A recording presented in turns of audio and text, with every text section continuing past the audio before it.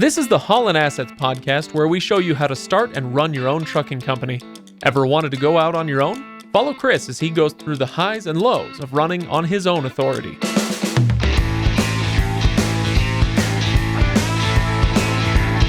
Welcome, everybody. Welcome to the Haulin Assets podcast, episode number 161, where we are finally tackling July 2024 financials. I don't know why I say finally. I just feel like it was a couple of weeks in the making. But I am your host, Craig. Over there, he's Chris. How's it going, Chris? I'm doing well. How about you, Craig? I'm all right. We're recording in the morning, as you'd like to say, before the Air Force wakes up. So we'll see how this episode goes. We've got maybe half an hour before they start flying over. They'll start making noise. Well, we'll make this a quick one. We're doing July financials, and it's going to be and both an interesting and an uninteresting month to dig into, but we'll get to the numbers in a moment. I'll just remind everybody, Chris, to go to HaulinAssetsLLC.com for the full show notes. Go to MotorCarrierHQ.com for the tools, the tips, and the people to help you out. And lastly, if you want to just help yourself a little bit, Haulin Assets Academy. These are the courses you can take. Right now, I think there's still 3 of them available, and they're priced extremely, shall we say, competitively, right? And they're very, very valuable if you are trying to make that leap to owner-operator, or if you know somebody who does. These courses are going to be really, really valuable. So go check those out at HaulinAssetsAcademy.com. Chris, anything you want to report on before we get to the numbers? What's going on in your world? I got a couple things that might be kind of fun to talk about. First, on Friday, I went to... They do this every year, and this is actually, it's kind of funny. This is the first time I've ever gone. Okay. Because it seems like my National Guard drill weekend almost always, or I've got something else going on, almost always falls on this weekend. It is the Great Salt Lake Truck Show is what it's called. So truck show, people mostly from the area bringing out their tricked out trucks. And you're talking pickups? No, semis. Semis, yeah. Okay. All right. Semi trucks, like legit trucks. Real trucks. None Real of trucks. None of that pansy none of those little Ford F-350s. Yeah, none of that small wimpy stuff. And it's really amazing, like some of the work and money that people put into these trucks. Like they're show trucks, just like you go to a car show. Right. They are show trucks, and these aren't. They're not going down the road. No, they're not. They're not work trucks, but they're pretty cool. So I took a few pictures, post them on social media so people can see. It's a cool thing. It's free. They do it every year, right around the middle of August. The proceeds for it go to the National Kidney Foundation. So you can check out their website. Just Google or search Great Salt Lake Truck Show, and you can go donate. It's pretty cool. All that I would want to see is the most famous semi truck of all time, and in popular media. And no, I'm not talking about Optimus Prime. That's what I was thinking. Absolutely not. What is this? The supreme villain truck from Maximum Overdrive. Yeah. And if you've never seen Maximum Overdrive, count yourself lucky and go watch it immediately. I want to say it was based on a Stephen King novel, but it might have been just kind of like a Stephen King ripoff thing. I honestly can't remember, but it was this movie from back in the early 90s or in the 80s maybe, where malevolent spirits take over all of the vehicles in a town and terrorize everybody. It's supposed to be like a campy horror movie. Amazing. And the ringleader is a big semi truck. And anyway, you'd love it, Chris. I'll have to check it out. And you know what? I'm not going to ask. I'm going to demand that if anybody else has seen this movie, I need you to go to Facebook. I need you to comment somewhere and let me know that I'm not the only person in the world who watched this movie on basic cable in the 90s. Okay. So Maximum Overdrive. All right, Chris, you did mention something to me about blown tires, that you wanted to talk about tires. So I just got done with my week of being on call at nights and on the weekend. Mm-hmm. And over the weekend had a couple trucks blow tires, which, when you've got almost 200 tires in your fleet, you're going to have tire problems. Right. And we had a couple this weekend. And one of them was really weird, like something I have never seen before. And again, we'll do a social post sometime in the next week or so, show some pictures of this tire, but it's really weird. It was a brand new, relatively new, like within the last 6 months, new drive tire. Yeah, and these things should last 250-ish thousand miles. It's probably got less than 50,000 miles on it. And it blew. And what happened was, and it's not a retread, because you would think this would be more likely to happen to a retread, but it lost the tread except for like an inch or two on one side of the tire. Huh. So it's an alignment issue then. It's not. No, it's not like it wore that way. Like the tread separated from the tire. Oh. So you've got like this almost inch thick tread that's still just inch still thick, attached. inch wide, that's still attached to the very edge, and the rest of the tread is just completely gone. Wow. Yeah. So, and the tire didn't pop. It just that tread separated. So what do you do in that case? Are these tires, especially the drive tires, under warranty or anything? They are, but it happened on over the road. I'm the company that we get most of our tires from when we're in Salt Lake. It was one of their tires. They are going to replace it. They're gonna stand by it and cover it, but it's just a weird situation. Well, crazy. Yeah, maybe they can also paint your truck while they're at it the same pattern as the Maximum Overdrive truck. That's what I'm hoping for. I'm gonna have to watch that now. So what does a driver do in that situation? Oh well, I've got two questions actually. The drive tire thing, what you just got to pull over, get some roadside.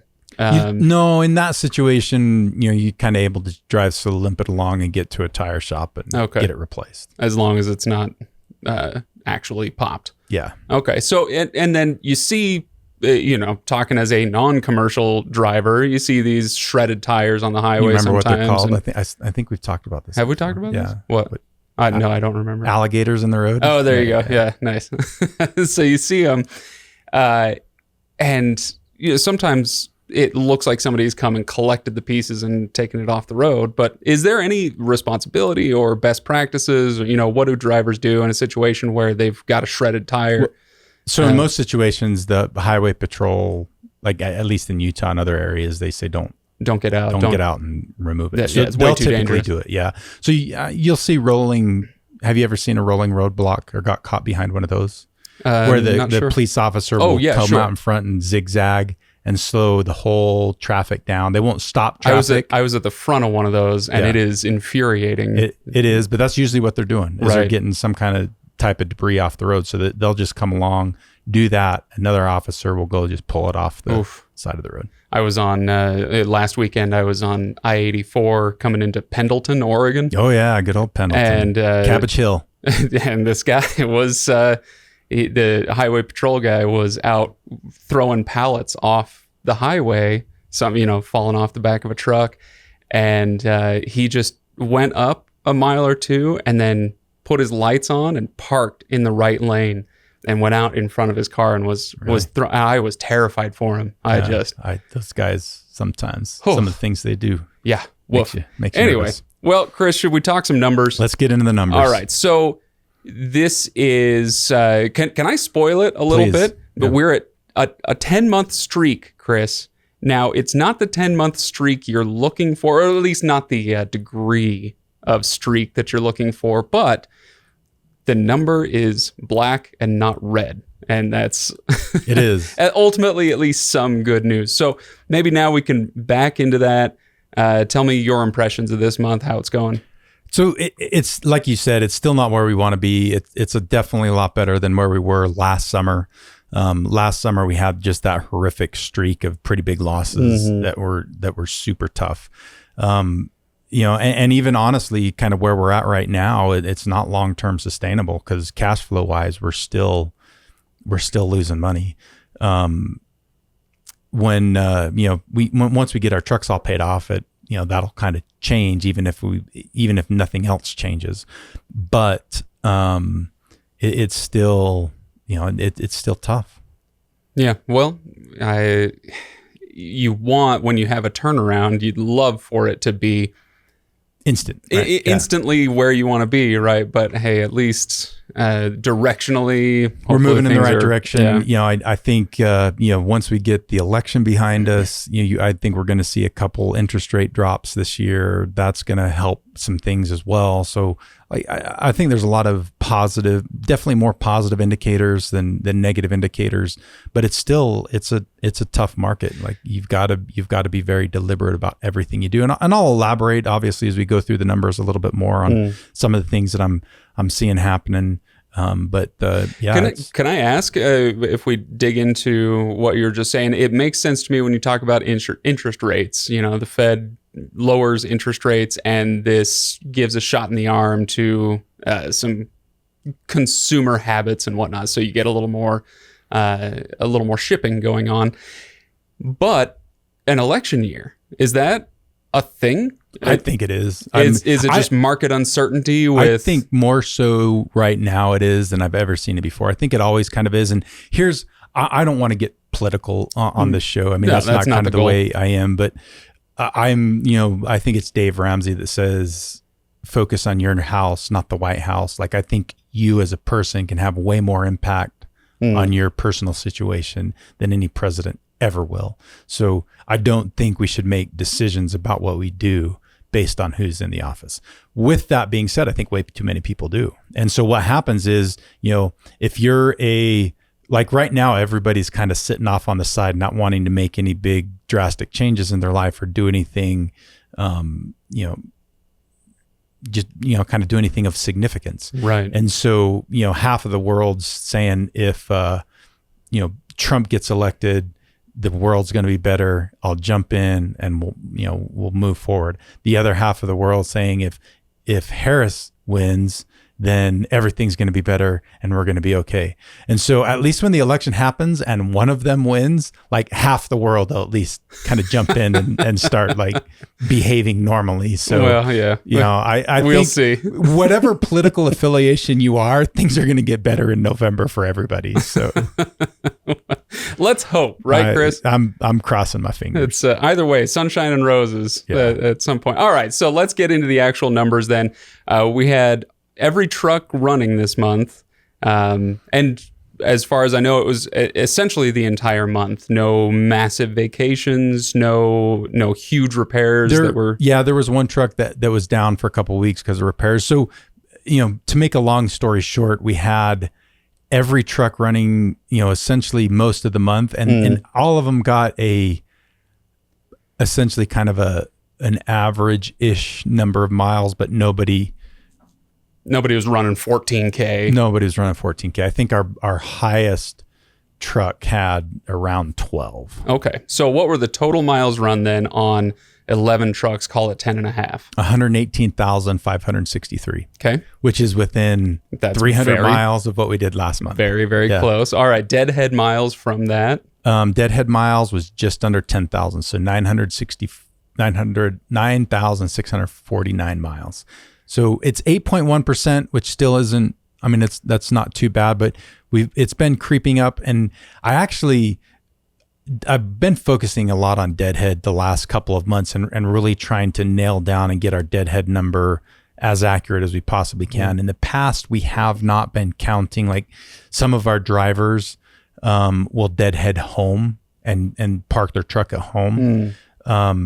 And we haven't really been counting those deadhead miles accurately. We've been counting the deadhead miles between loads accurately, but when for instance, if a driver is based out of Salt Lake City, but their final delivery's up in Ogden and they deadhead back to Salt Lake and then they pick up again in Ogden, we wouldn't really count much deadhead miles. We wouldn't count all those Salt Lake back.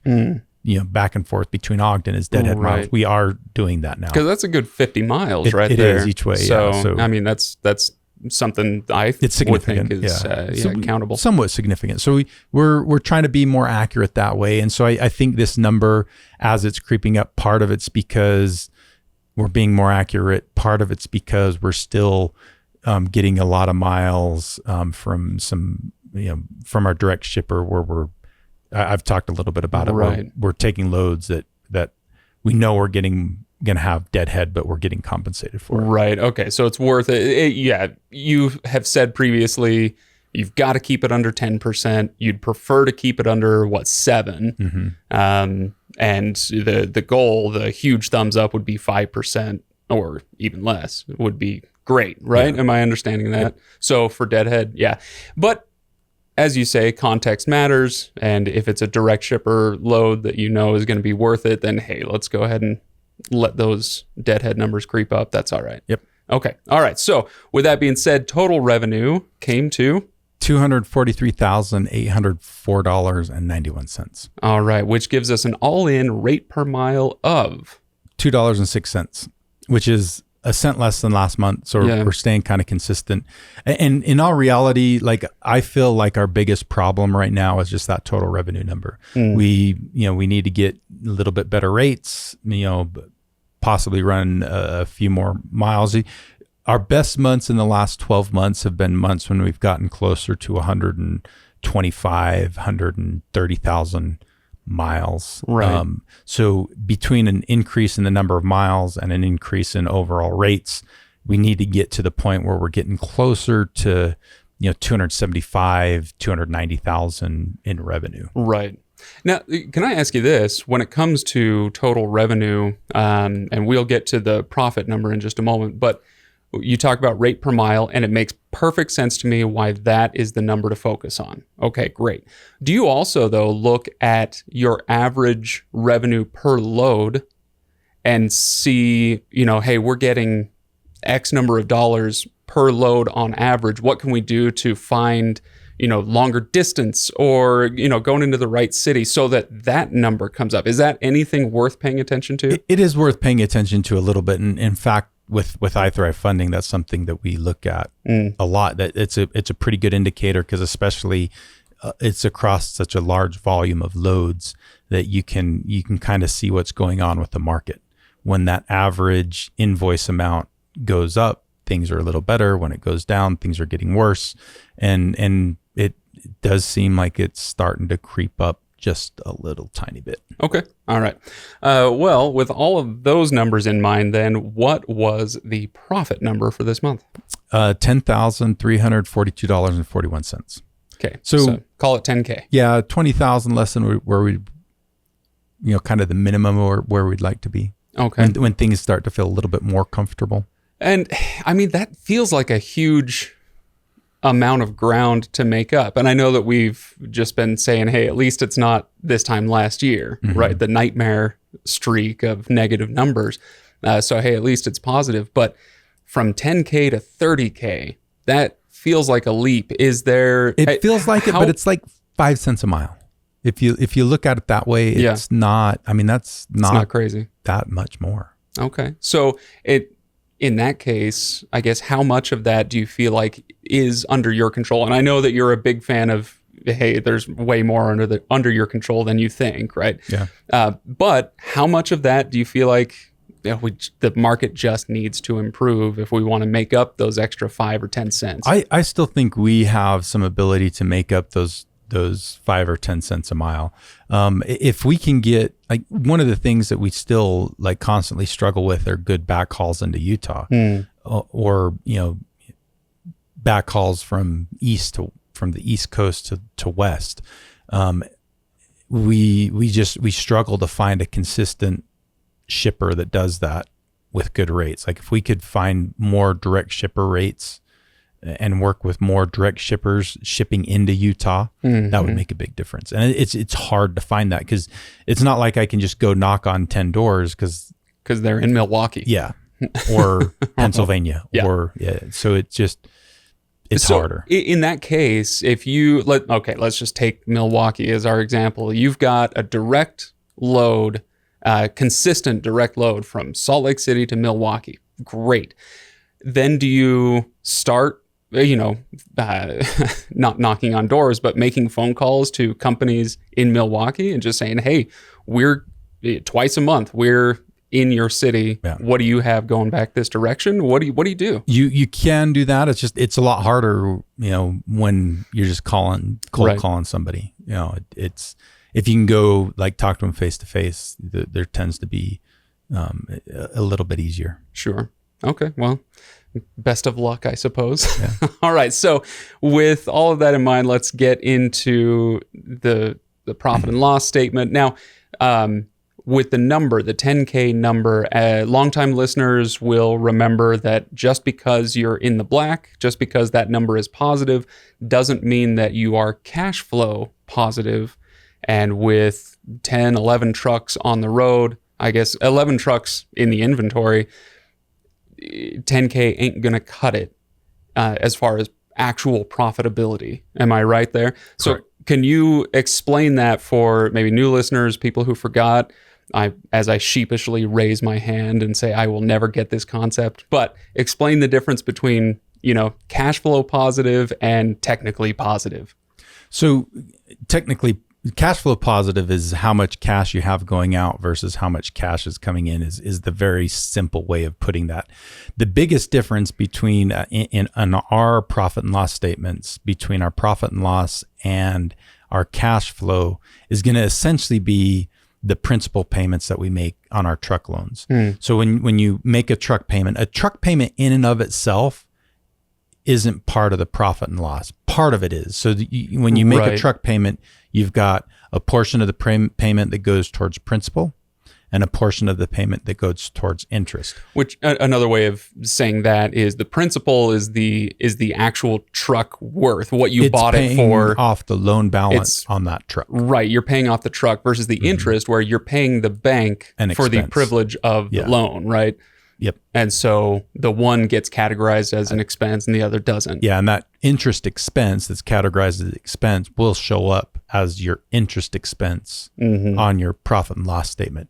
The principal portion pays off a piece of your balance sheet, that loan payment. And so that doesn't, just to oversimplify it, if you've got a $3,000 truck and trailer payment, $1,000 of it might be an interest expense and $2,000 of it is that principal and interest. So that $2,000 does not show up on your profit. So that's essentially $2,000 of cash that is going out that is not showing up on your profit and loss. Right. So one of the things, and I've talked about doing this, I need to do it at some point. It's not a priority for me right now. Is the way that you kind of counteract that is you put your depreciation expense on your profit and loss statement. And we do that. We do the depreciation expense, but we just do it once a year when we file our taxes. And we go back and we just do one big lump sum essentially of a depreciation expense. So is that going to show up when we do one of these financials episodes? Are people going to be able to hear, hey, we had a $70,000 profit because we had all these depreciation expenses? Well, so one of these days I plan on, because what you have to do is you build out a depreciation schedule for each one of your trucks and trailers.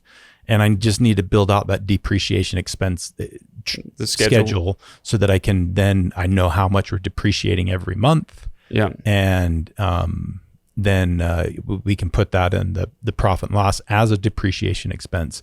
And then at that point, our profit and loss will be like much closer to what our actual cash flow is. And last question for you on this subject, if you'll forgive me, I'm hoping that a lot of listeners have the same questions I do. But if not, well, sorry, this is our podcast. You have to listen. No, is a truck loan structured and paid off similarly to a car loan or a home loan where you get a 30-year mortgage and those principal payments for the first 10 years are pathetically small, right? And then as you go, you're paying off less in interest, but more in principal. Is it similar there? When you're paying off a truck loan, is the problem on the P&L statement going to get worse over time because those principal payments are getting bigger? Yes. Absolutely. So it works the exact same way. Okay. So your first, let's say you've got a $250,000 loan for a truck and a trailer. Right. And your payment's $5,000 a month. That very first month that you make that payment, it's probably, let's just say it's, you're paying $3,000 in interest, $2,000 in principal. Right. But then that last truck payment that you make is probably going to be maybe $200 in interest and $4,900 in principal. So Right. yes, that problem just kind of gets worse and worse as your loan gets paid down more and more. Right. It gets worse until it stops. And then it gets way better. Right. And so is that something that you price into your strategy where you think about how long you want to keep a truck? Because we had an episode, one of our most popular episodes was about buying a new truck versus a used truck. And are you thinking, hey, if I buy a new truck, I can get this paid off and still have X number of months or years of life on this truck, where it's a lot closer to pure profit in that way? Is that something you consider? It is, absolutely. So every new truck that we've bought, we've got an extended warranty on it that lasts till 600,000 miles. So our intent and our hope is that we can keep those trucks going for at least a year after they're paid off. So it makes sense for us to own them for a full year after they're paid off, so that we're kind of really taking advantage of that before the repair bills get too terribly high on them. If you think about it, our oldest truck right now, I think, is about 700,000 miles on it. And that was the second truck that we bought used. It's the last used truck that we ever bought. And our first used truck, we drove till over 900,000 miles. If we can get 900,000 miles on the trucks that we bought brand new, then we'll probably have those for at least a couple years, maybe even 3 years after they're completely paid off. And then at that point, that'd be fantastic. Yeah. Okay, good. I apologize for my plethora of questions, but sometimes they just occur to me. Now, you mentioned that as part of the cash flow issue, you wanted to bring factoring kind of back into the mix, or into the mix more than before. When we first started the business for several years, we used iThrive as our factoring company. We factored. And then we got away from it just to save a little bit of expense. But because of our cash flow challenges, we decided it made sense to go back and start factoring again. So you're going to see a line item on this P&L that you haven't seen for a while, and that's the factoring expense. It's one of those things going to kind of help us in the short term bridge that cash flow challenge, and just kind of help push us through till the market changes around and we're able to make those bigger profits on a more consistent basis. So one thing that we've done different this time, though, is when that first time period when we were factoring, we factored everything, all of our receivables. Right. This time we're factoring roughly half of them. All of our direct shippers. Explain what factoring is real quick before you go on. You bet. So for those that don't know, factoring is in most industries, and the trucking industry is definitely this way. You complete a job. So we complete a delivery, and we bill our client, either a broker or a shipper, and most of them won't pay for 30 days, roughly. Some pay a little faster than that. Some pay much slower than that, but roughly they're supposed to pay within 30 days. And, it can be really hard to, pay payroll, pay fuel, because you have to paying all these expenses before you start collecting that revenue. So what factoring does is a factoring company will come in and they will essentially purchase that receivable, and they will give you a certain percentage, most of the money, as soon as the load's completed. And then they do all the billing, invoicing, collecting, so they get you your money faster, and they do the work on collecting. And so the other convenience of that is now we don't have the headache of collecting, billing. They take care of all that for us, and we get that money up front. Okay. So that's what factoring is. Sorry. I just want to, I'm always trying to remember there's somebody new listening on every episode. Yeah. We need to sometimes explain some of these terms. Okay. So anyway, you were saying about using factoring. So right now we aren't factoring any of our direct shippers. And there's a couple of our brokers that pay a little faster that we aren't factoring. So roughly we're factoring about half of, the jobs that we do. Okay. So you take a little bit of a hit on the total amount coming in, but the convenience is worth it. It's worth it. And it's we're the ones that we're not factoring, the billing's all smooth. We don't have to collect on them. We know them. It works well. It's pretty quick. It's easy. So honestly, we're giving more of our headaches to iThrive to handle for us. Clever. Yes. And we get our money faster. Okay. So let's talk other line items then. Fuel is always a big topic of conversation, and those costs have been creeping up a little bit. They have. I think they're starting to go down just a little bit, but that won't last very long because we're, winter's, just a few months away, and fuel prices, diesel prices always go up in the wintertime. So right now it's creeping up. For the first time in several months, as a percentage of our revenue, it broke 30% for the first time in a little bit. It hasn't been like a huge jump, but it's not a crisis, but it's a notable increase. Yeah.